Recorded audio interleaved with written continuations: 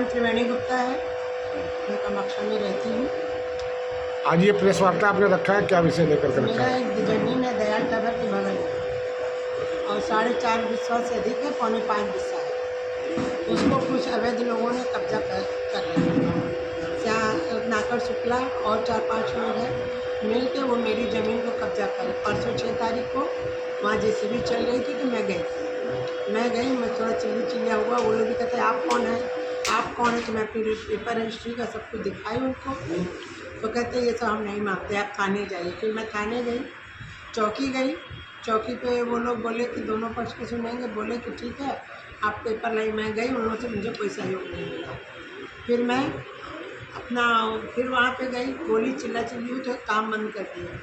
मगर वो लोग हमें हड़काते हैं कि ये सब ज़मीन सतुआ बाबा का है, जबकि उनका मुझसे मेरी कोई वार्ता नहीं है, न मेरा सतुआ बाबा से कोई पहचान है न कुछ है। मगर उनका नाम लेकर के सब हमको फंसाते हैं, डरवाते हैं।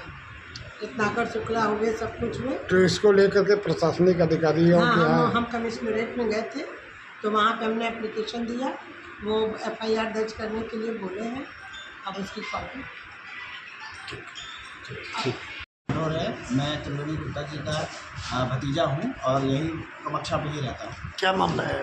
मामला ये है कि ये महिला होकर के इनके ऊपर प्रशासनिक दबाव बनाते हुए इनके मकान और इनकी जो ज़मीन है, जो पहले मकान थी, आज से 2.5 साल पहले जंजर होने के कारण वो गिर गई और उसका कुछ ना कुछ कागज़ बना करके उसमें कुछ ना कुछ तकरीर लगा करके कब्जा करने की पूरी चीज़ें कर रहे हैं। और ये दरअसल बगल में मिली भगत है अगल बगल के सारे लोगों की, जिसमें दयाल टावर के राजू सिंह जी भी जिनका हाथ है, रत्नाकर